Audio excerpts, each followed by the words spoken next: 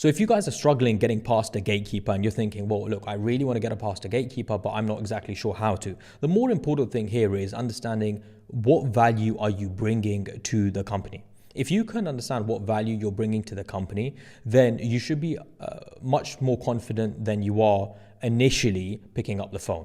And the other thing is this, there are several things that are very important when making calls to a company. One, you are really providing value.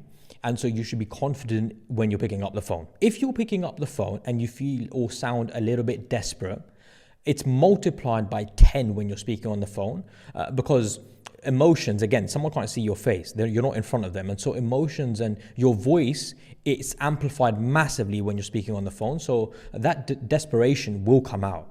Remember, you cannot sound desperate. You cannot sound as if they are doing you a favor. Rather, you need to sound like you're bringing a lot of value to them. You need to sound confident and you need to feel like this. You need to feel like if this company doesn't use your service, they're really going to miss out. If you feel like that and if you genuinely believe that, that will come out on the phone and that will come out on the answers that you give to the questions the gatekeeper has or the decision maker. Now, let's say you pick up the phone, you make a call and the gatekeeper picks up and the gatekeeper says something like the person's not available or the person's not here, what's it regarding, etc., etc. Now, number one, the more important thing is, and by the way, I spoke about the gatekeeper alone in the course for 1 hour because it's such a big part of sales and cold calling in my sales course on Teach You, just FYI, but I'm having to summarize this because it's a YouTube video. And I know not many people have too much attention when it comes to the sales side. By the way, I want to make a whole course on negotiating, a complete course on negotiating for hours and hours of content again, because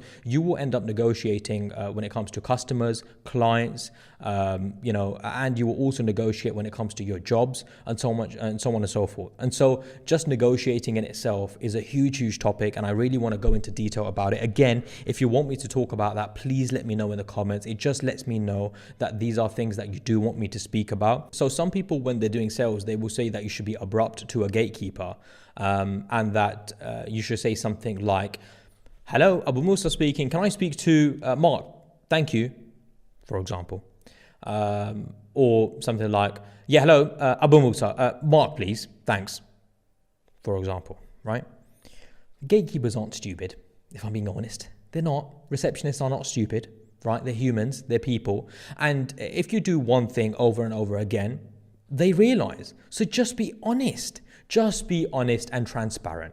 And you'll be surprised how many gatekeepers are welcoming and appreciate you picking up the phone and asking for something. So a pitch I like to use, and it works really well, and I've used it for years, to be fair. And I have examples on YouTube of me doing cold calling all the time, right? So it evidently works because it's me doing it live for you guys and showing you guys how it works. And that is that when I pick up the phone, I will say something like, oh, hey, Rebecca, wondering if you could do me a favor. I just need whatever that is, right? That very quick line, what I'm doing here is I'm saying I've taken the person's name, I've mentioned myself, and I've mentioned what I'm going to do. Oh, and by the way, I just mentioned, oh, I wonder if you can just do me a favor, right? I'm not trying to get one on the gatekeeper. I'm not trying to make it out like the gatekeeper is crap and, I'm some boss man and, they should put me forward. I'm not doing that at all, right? And I'll tell you something. If you can build a relationship and a rapport with a gatekeeper, you'll be surprised how much information they will end up giving you that will help you break into a business, that will help you get business, with companies, because you are doing something that not many people do, and that's build a relationship with a gatekeeper. In fact, one of the biggest companies I ever broke into them because I was actually being nice to the gatekeeper. And what the HR manager would do is she would call the gatekeeper and ask the gatekeeper, by the way, was that person a nice person when he spoke to you? Imagine the HR person would do that. They would actually ask the gatekeeper or the receptionist. I call them a gatekeeper because it's a sales term, but in a more respectful way, I would obviously call them a receptionist. And so a receptionist, she would ask and say, is this person actually speaking nicely? Is this a nice person? Because a lot of the times people be a bit abrupt and rude to the receptionist, and those aren't the people that companies want to work with. If now the receptionist is talking to the director, if it's a PA, if whatever sort of thing, soon it will come out that you're not a nice person to everyone. And so your aim should always be to nice as you possibly can to every single person. Now, you always want to say something like, if the person's busy, it's not a problem at all. When do you think I can give a call back? They might give you a time, whatever sort of thing. No issues. Couldn't do me a favor, could you? Can I get an email address? I'll send them an email, and then obviously I'll just have a little call maybe on Tuesday when you're saying they're available. I'll call back then. Always ask, right?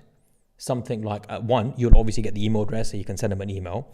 Number two, when you say something like, can you let me know when they're, next available? And let's say she says, he's out of the office today, he'll be back tomorrow, right? I would say something like, okay, no problem. By the way, is morning usually better for him or afternoon? I'll say something like that. And let's say she says, afternoon should be better. Fabulous. Rebecca, I appreciate your time. Thank you so much. I'll give a call tomorrow afternoon.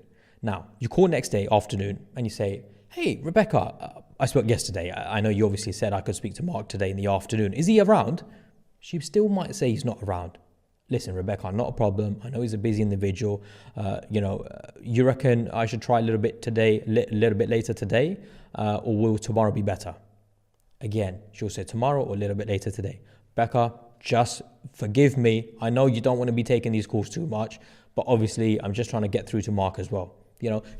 She's already thinking about this, that he might be getting a little bit annoying. So you address it straight away. You say, look, I know you don't want to pick up the phone. I know you've probably got a ton of better things to do, but obviously I'm trying to do my job as well. And I need to speak to Mark about X and X.